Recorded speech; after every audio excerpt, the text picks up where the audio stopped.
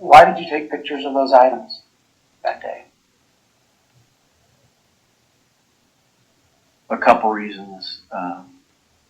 One, it was extremely suspicious to have those guns along with everything else we located.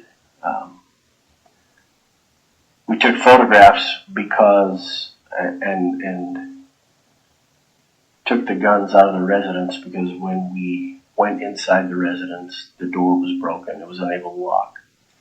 So we took photographs of the weapons and held on to the weapons for safekeeping at that point. Okay. And so, at the time, why were those weapons suspicious? That's the word you used. Can you clarify that? At the time, we knew that there was an attempted homicide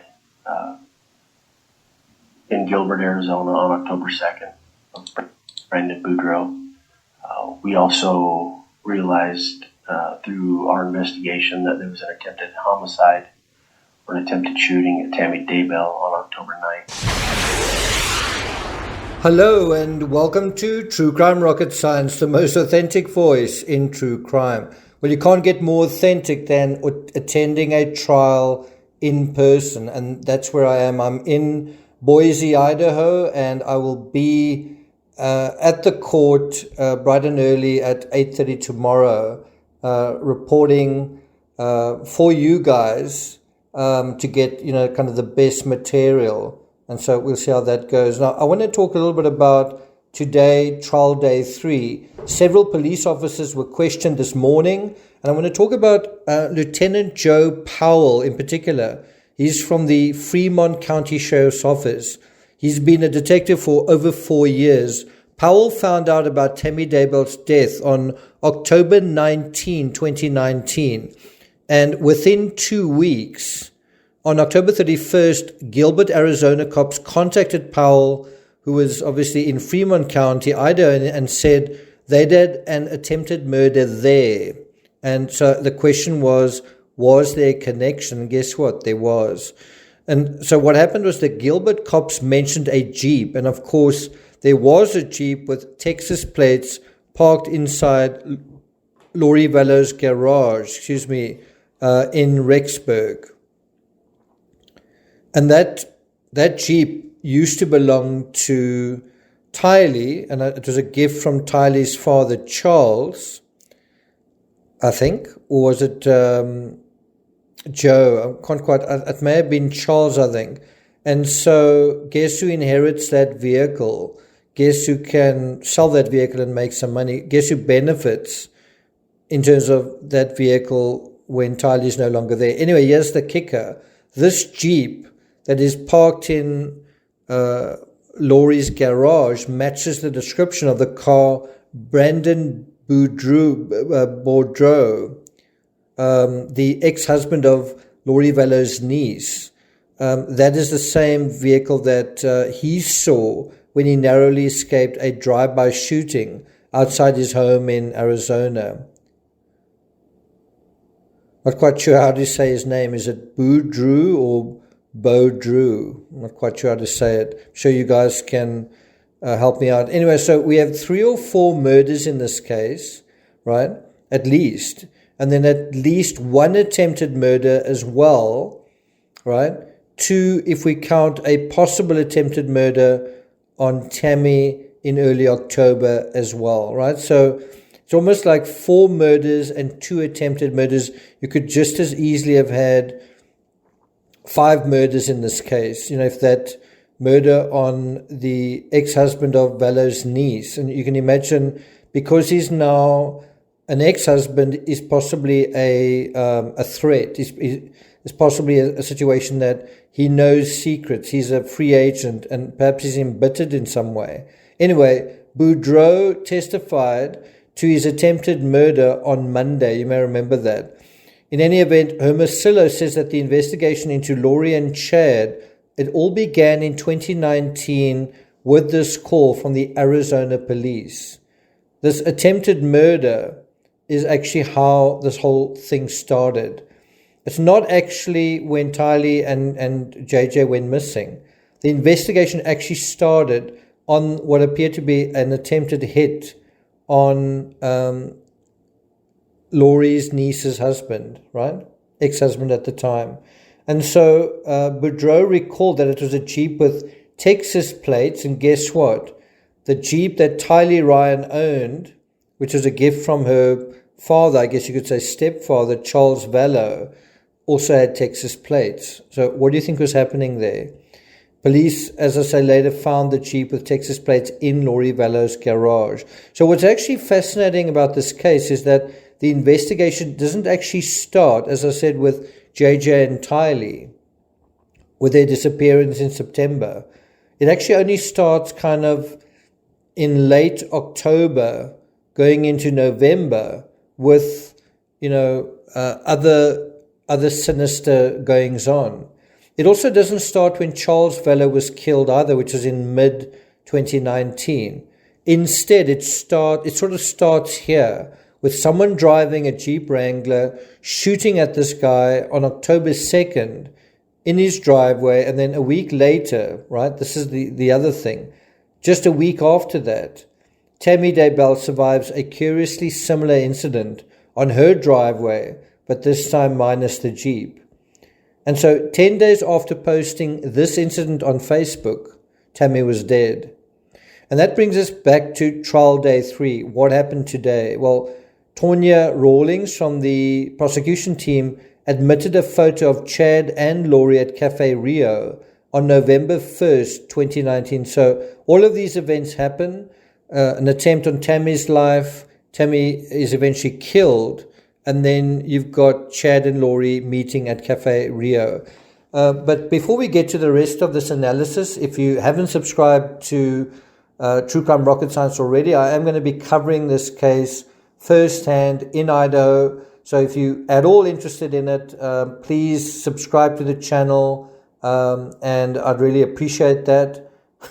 And if you're enjoying this episode, please like, share, leave a comment. You can also hit the thanks button, and let's get started. So what happens after this point? So you've got the Lieutenant Powell on the stand, and he's being shown various photos, and one of them is a photo of Chad and Laurie also walking into Hobby Lobby, holding hands, and that's on the same day that they're seen at Cafe Rio. Right? Cafe Rio, as I understand it, is in Rexburg, if I understand it correctly.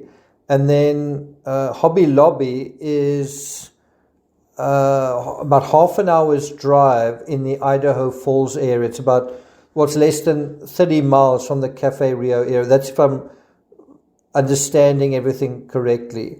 Now, remember, Hermosillo testified yesterday that on November 18th, Gilbert cops arrived in Idaho to seize the infotainment system from Laurie's daughter's Jeep, now, which is still parked in the garage. Now, bear in mind, that's going to have all of the, well, theoretically have all of the navigational data, the GPS data, and it's going to help them determine whether this vehicle was the vehicle that Brandon Boudreaux saw, right? Is it or isn't it? 8 days after that, right? 8 days after the Gilbert cops arrive in Idaho, and it's more than a week later, the cops were back to do a welfare check on JJ. On that day, 26 November, the cops asked Chad if he knew Laurie, and what was happening was Chad and Alex were there. They were sort of offloading a pickup, and the cops approached him and said, "You know Laurie? Do you know she's the mother of this kid. Do you know who she is?" And he said he didn't know her, even though there were pictures of them hanging out and holding hands from earlier in the same month. And that's, I think, important to juxtapose, as I have here. And that is besides the small matter of them getting married on November 5th in Hawaii. So the other aspect that I want to deal with in this analysis is the autopsy photos of Tammy Daybell. They showed photos of her grave, the backhoe, photos showing the vault and the gravesite and the casket, all of this being exhumed and loaded into a vehicle and to head to the medical examiner's office, a kind of like a Stephen Smith scenario, right?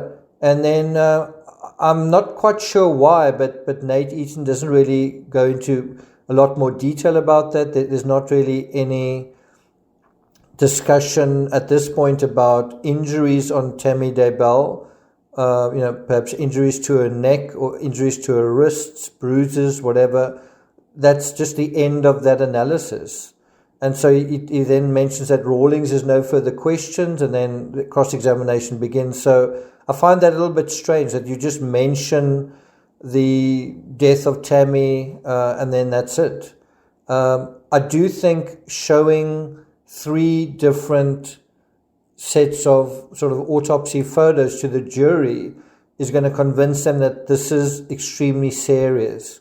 There's a very seriously disturbed, diabolical killer involved in this. And look at what we're dealing with. We're looking at someone's children die, someone's children are removed out of a particular equation, and then someone else's wife is murdered, apparently, or dies as well.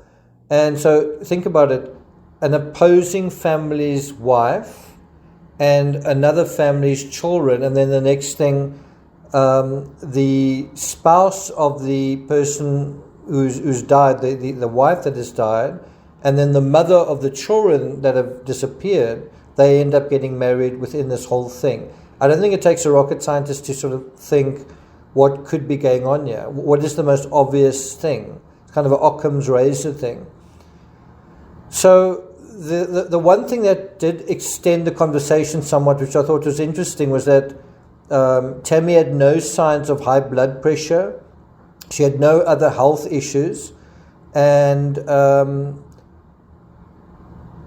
also that they found that she did have prescriptions for fluoxetine and tramadol. And I looked these up. Fluoxetine is an antidepressant. It does kind of give you an idea that, Tammy and Chad weren't living happily ever after. They weren't living a sort of Mormon fairy tale. They weren't like a happy couple. They weren't like on this little house on the prairie. Tammy had an antidepressant because she was struggling with depression. And, it does kind of raise the question, does one's beliefs help with that necessarily, or what, And then tramadol is a strong painkiller. It's an opiate. I actually went for a walk down to a shopping center a few minutes ago, and there's a big billboard between where I am and the shopping center saying, opiates take everything, just as a kind of a warning to the local society here. Anyway, I'm not going to take it further than this, but I think what it does show is that Chad and Alex, Laurie's brother, and Laurie were sort of uncooperative, each of them individually and each of them, the 3 of them collectively were uncooperative, and it also appears untruthful during a critical phase, that sort of October-November period, where they weren't forthcoming with information. During critical phase of what appears to be criminal activity, where some family members start disappearing, dying, or getting shot at. Meanwhile, others are getting married and kind of going on honeymoon and blissfully happy. And I also think the timing where Laurie ordered those rings is very significant as well. It shows intention. It shows at what point certain decisions are made and certain agreements. This is a compelling case without going into any detail about evidence. It's already compelling without that. And that then presents the question, will Laurie herself testify? Will she feel that she has to testify to explain? And the thing is, she's never really felt the need to do that. Well, will she now? Well, I wouldn't think so, given how she fell asleep during yesterday's proceedings. And I want to talk about that separately. But the question is, will she's an ex-pageant queen, an ex-participant. Will she try to play the confidence trickster on the stand? So as I said at the beginning, I will be following up this analysis with a separate live where I'll be sharing my journey to and the first impressions of Idaho, and then deal with the bizarre moment on trial day 2 when Laurie appeared to fall asleep. So look out for that. I will also be at the Ada County Courthouse tomorrow. I'll actually be in that overflow room taking notes. So hopefully I'll have really excellent content to share with you guys. And so I'm looking forward to that. Thank you for listening, and I'll see you guys next time. Being a good mom is very important to me, and a good wife, and a good worker, and being all those things together is not easy. So I'm basically a ticking time bomb.